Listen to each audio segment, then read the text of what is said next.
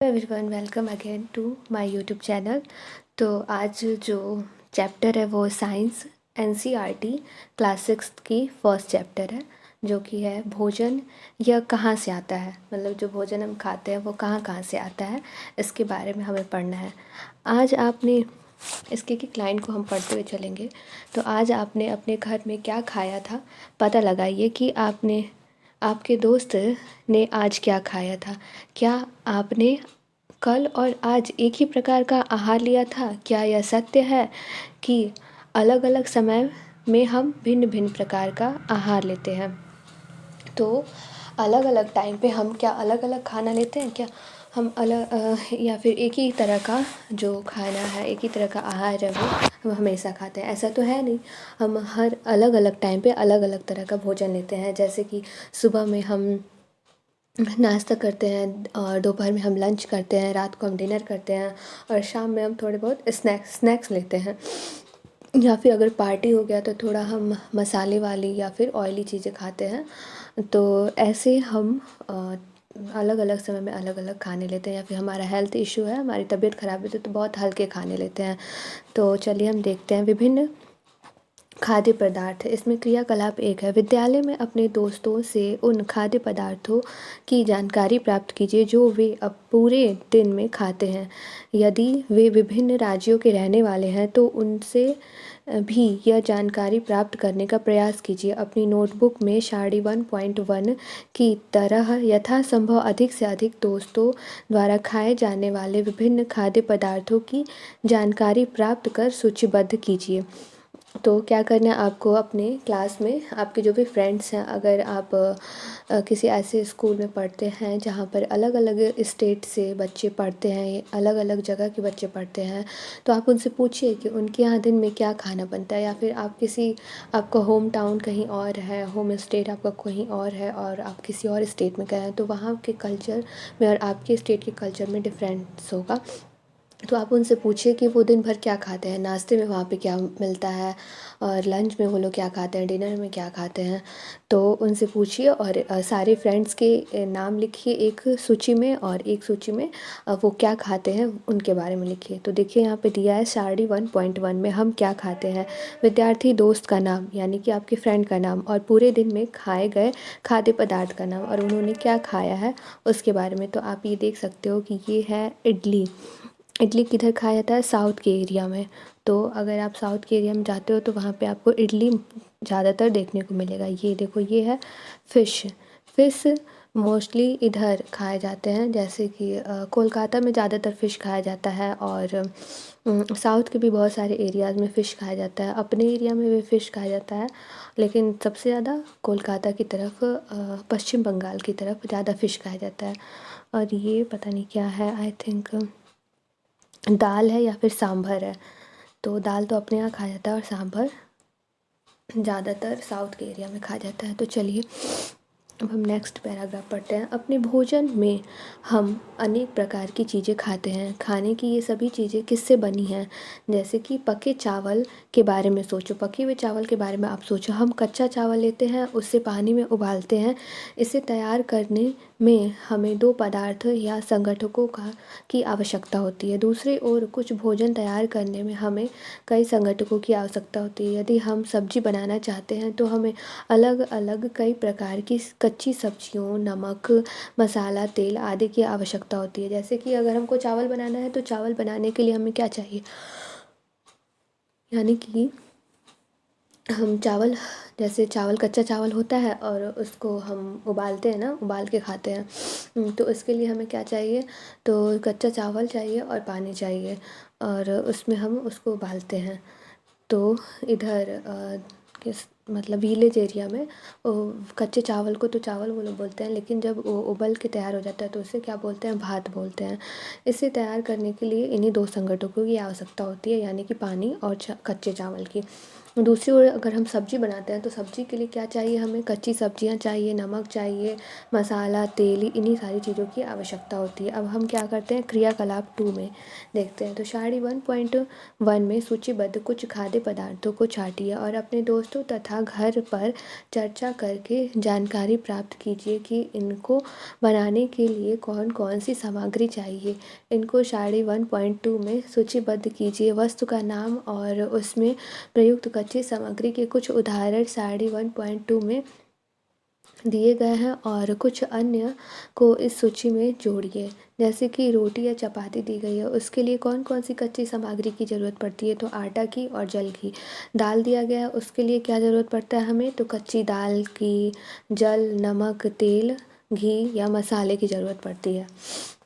अब हम नेक्स्ट उस पे आते हैं, नेक्स्ट पेज पे। तो हमने क्या देखा कक्षा में, हमने चर्चा की। कक्षा में आप अपने चर्चा कीजिए कि क्या हम विभिन्न व्यंजनों में कुछ संगठक समान रूप से प्रयुक्त करते हैं। अच्छा, ये संगठक कहाँ से आते हैं, तो बहुत हम व्यंजनों में जो कुछ कॉमन संगठक होते हैं उनका हम यूज़ करते हैं। जैसे मान लो आप खिचड़ी है, दाल है, सब्जी है, इसमें कौन से संगठक ऐसे हैं जो आप कॉमनली यूज़ करते हो, नमक यूज़ करते हो ना, हल्दी यूज़ करते हो, मसाले कई जगह यूज़ करते हैं। तो ऐसे ही कोई कॉमन मतलब कोई समान संगठक है जिसका आप यूज़ सब में करते हैं।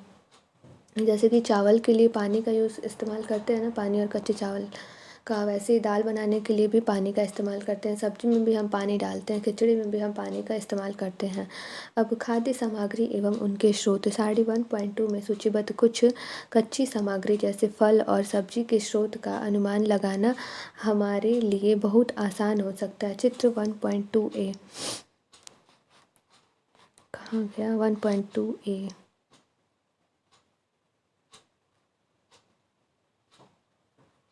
तो ये है शायद। इसमें क्या दिया है कि निश्चित रूप से पौधों से गेहूं और चावल का क्या स्रोत है। आपने धान और गेहूं के खेतों में उनके पौधों की अनेक पंक्तियां देखी होंगी। उन इनसे हमें अनाज प्राप्त होते हैं। कुछ अन्य खाद्य पदार्थ जैसे दूध, अंडा, मुर्गा, मछली, झींगा, मांस आदि हमें जंतुओं से प्राप्त होते हैं।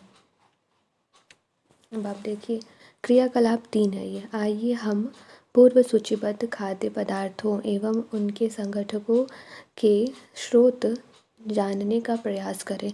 कुछ उदाहरण सारणी 1.3 में दिए गए हैं, कुछ और उदाहरण इस सूची में जोड़िए। इसके रिक्त स्थानों की पूर्ति कीजिए। और क्रियाकलाप 3 में हम क्या निष्कर्ष निकालते हैं। पौधे विभिन्न खाद्य संगठकों जैसे कि अन्न, सब्जी तथा फल इत्यादि के स्रोत हैं। जंतुओं से हमें दूध, मांस, अंडे, अन्य जांतव उत्पाद प्राप्त होते हैं। गाय, बकरी और भैंस दूध देने वाले कुछ सामान्य पशु हैं। दूध एवं विभिन्न दुग्ध उत्पाद जैसे कि मक्खन, क्रीम, घी, पनीर, दही का उपयोग संसार के प्रत्येक क्षेत्र में किया जाता है। क्या आप कुछ अन्य जंतुओं के नाम बता सकते हैं जो हमें दूध देते हैं। तो गाय के अलावा, गाय, भैंस, बकरी के अलावा क्या अन्य कोई जंतु हैं जो हमें दूध देते हैं। तो सोचो आप, जो राजस्थान में रहते हैं वो बता सकते हैं। तो ऊँट का दूध भी राजस्थान के लोग इस्तेमाल करते हैं पीने के लिए, या उनका भी बहुत सारे प्रोडक्ट बनाए जाते हैं उनसे भी। और भी ऐसे कुछ जानवर होंगे, बकरी हो गई, गाय भैंस हो गया, और क्या बोलते हैं, ऊँट हो गया। अब देखो ये तो हो गए जंतुओं से मिलने वाले खाद्य पदार्थ। पौधों से सब्जी, फल, अनाज, ये सारी चीज़ें मिलती हैं। और जंतुओं से क्या मिलती है हमें, अंडा, मांस, दूध, दही, ये सारी चीज़ें, क्रीम, मक्खन, ये सब किससे मिलता है, जंतुओं से मिलता है। और आप देखो, ये देखो आप, ये धान की खेती हो रही है जिसको एक पंक्ति में लगाया गया है। तो ये क्या है, धान की खेती। और ये है गेहूँ। तो ये हमारे अनाज के स्रोत हो गए। ये भी पौधों से प्राप्त हो रहा है और ये भी पौधों से ही प्राप्त हो रहा है। और ये देखो आप, ये क्या है, ये कुछ जंतु स्रोत, ये देखो ये मुर्गी जो है वो अंडे दे रही है, ये अंडे दे रही है तो ये किससे प्राप्त हो रहा है, हमें जंतु से प्राप्त हो रहा है। ये फल है, ये फल कहाँ से प्राप्त होते हैं, तो फल पेड़ से प्राप्त होते हैं, तो ये पौधों के स्रोत हो गए, पादप स्रोत। अब देखते हैं हम ये वाला जो सारणी है उसमें क्या दिया हुआ है। तो इडली जो है वो किससे बनता है, इडली चावल, उड़द की दाल, नमक और जल। अब ये सब हमें कहाँ से प्राप्त होता है, तो चावल, उड़द की दाल ये सब कहाँ से प्राप्त होता है, पौधों से या पादप से। चिकन करी कहाँ से कैसे बनता है, तो चिकन, फिर मसाला, तेल या घी, फिर जल। तो चिकन जो है वो किससे प्राप्त होता है, जंतु से, और तेल या घी किससे प्राप्त होता है, पौधे या जंतु से। जो तेल है, सरसों की खेती होती है ना, तो उसमें सरसों के बीज जो होते हैं उससे हम तेल प्राप्त करते हैं। और घी किससे प्राप्त करते हैं, तो जंतुओं से हम दूध प्राप्त करते हैं और दूध से ही हम घी प्राप्त करते हैं। तो तेल और घी के जो स्रोत हैं वो कहाँ से हैं, पौधे और जंतु हैं। खीर, खीर का क्या क्या कच्ची सामग्री उसके लिए लगती है, तो खीर में दूध, चावल, चीनी का इस्तेमाल होता है। तो दूध कहाँ से प्राप्त होता है, जंतु से, चावल पौधों से प्राप्त होता है। अब हम क्या देखते हैं, भोजन के रूप में पौधे के भाग और जंतु उत्पाद। अब ये जो टॉपिक है उसमें क्या दिया है कि पौधे हमारे भोजन का एक मुख्य स्रोत हैं। हम पौधे के कौन से भाग का उपयोग खाद्य पदार्थ के रूप में करते हैं। हम पत्तियों वाली अनेक सब्जियां खाते हैं, कुछ पौधे के फलों को भोजन के रूप में खाते हैं। कभी हम जड़, कभी तना, तो कभी पुष्प भी भोजन के रूप में खाते हैं। कभी हम आपने सीताफल यानी कि काशी फल के फूलों को चावल की पट्टी में डुबोकर तल कर पकौड़े बना कर खाया है। इसका प्रयत्न कीजिए। तो जैसे कि पौधा है, पौधे के कौन कौन से भाग होते हैं, एक पौधा है उसके कौन कौन से भाग होते हैं, तो एक मिनट में दिखाती हूँ। देखो ये पौधा है, इसका ये भाग जो हो गया वो क्या हो गया, पुष्प हो गया। ये भाग जो वो क्या हो गया, फल हो गया। ये पत्ती हो गई इसकी, ये इसकी कलिका हो गई, और ये इसके जड़ हो गए। तो कौन कौन से भाग को हम लोग खाते हैं, तो हम पुष्प को खाते हैं, फल को भी खाते हैं, हम पत्तियां भी खा सकते हैं, और हम ये इसके जड़ भी खाते हैं बहुत सारे पौधों की। तो अलग अलग पौधों का इस्तेमाल अलग अलग तरह से होता है। जैसे कुछ का हम जड़ खाते हैं, तो कुछ का हम पत्ती खाते हैं या तना, या फिर क्या बोलते हैं, फल खाते हैं या पुष्प खाते हैं। जैसे कि क्या इसमें दिया है, सीताफल, काशी फल, जो जिससे हम क्या बोलते हैं, कद्दू, कद्दू का जो काशी फल का जो फूल होता है, पुष्प, उसका इस्तेमाल पकौड़ों को बनाने के लिए या फिर साग, साग बनाकर भी उसका खाया जाता है, या पकौड़े के रूप में तलकर उसे खाते हैं। विलेज एरिया में ज़्यादा ऐसे खाते हैं, बहुत से शौकीन लोग होते हैं वो, अगर विलेज से गांव शहर की तरफ ट्रांसफ़र होते हैं तो वो अपने विलेजेस से मंगवा के और इनके पकौड़े तल कर खाते हैं, और बहुत शौक़ से लोग खाते हैं इन सब चीज़ों को। ये बहुत हेल्दी भी होते हैं। तो इसके आगे क्या है कि कुछ पौधों के दो या दो से अधिक भाग खाने योग्य होते हैं। उदाहरण के लिए सरसों के बीज से हमें तेल प्राप्त होता है। हाँ, सरसों के बीज से हमें तेल प्राप्त होता है, और इसकी पत्तियाँ जो होती हैं, इसकी पत्तियों का उपयोग साग बनाने के लिए किया जाता है। अब देखो, कोई ऐसा पौधा है जिससे दो चीज़ें प्राप्त होती हैं और उन दोनों खाने योग्य चीज़ों का हम इस्तेमाल करते हैं। जैसे अब सरसों है तो उसका बीज हम खाते हैं, तेल के रूप में हम उपयोग करते हैं, और जो पत्तियाँ हैं उसका हम साग बनाकर खाते हैं। और क्या आप केले के पौधे के विभिन्न भागों के बारे में सोच सकते हैं जिन्हें हम भोजन के रूप में लेते हैं। क्या आप किसी अन्य पौधे के बारे में सोच सकते हैं जिसके दो या दो से अधिक भाग खाए जाते हैं। तो कोई ऐसे पौधे के बारे में आप सोचो जिसके दो या दो से अधिक भाग खाए जाते हैं। तो सोचो आप, जैसे सरसों हो गया, तो सरसों का क्या खाते हैं हम, तो सरसों का हम बीज इस्तेमाल करते हैं। अब आप सोचो कि कौन सा और पौधा है जिसका हम दो से अधिक भाग या दो भाग इस्तेमाल करते हैं। तो अब जैसे कि हमने यहाँ पर सीताफल के बारे में पढ़ा कि उसका फल हम लोग खाते हैं और उसके जो फूल होते हैं उसका भी हम इस्तेमाल करते हैं पकौड़े बनाने के लिए। तो ये भी तो हो गए 2 से अधिक भाग पौधों के जिसका हमने इस्तेमाल किया खाने के लिए। जैसे सरसों का हमने इस्तेमाल किया साग और तेल के रूप में।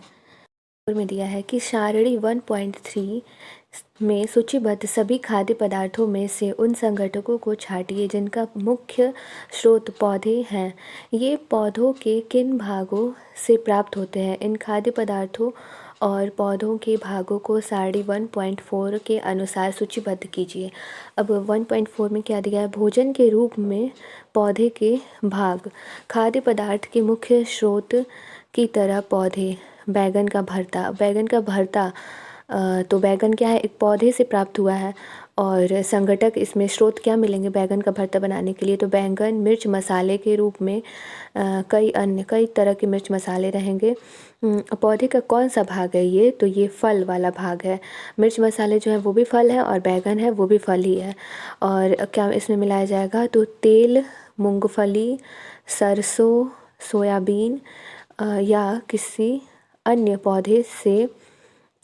ये सब क्या है? बीज हैं। तो तेल है, सरसों है, मूंगफली है और सोयाबीन।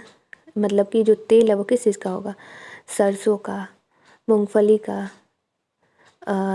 या फिर सोयाबीन का या किसी अन्य पौधे से लिया गया। तो ये सब हैं, सरसों, सोयाबीन, मूंगफली, तेल, इससे बने हुए तेल, ये सब किससे प्राप्त हैं? एक तरह के बीज से, पौधे के बीज वाले भाग से। अब देखिए यहाँ पे क्या दिया है कि आपने आसपास के अनजान, ये वाला पार्ट, अपने आसपास के अनजान पौधों पर यह देखने के लिए परीक्षण न करें कि वे खाने योग्य हैं।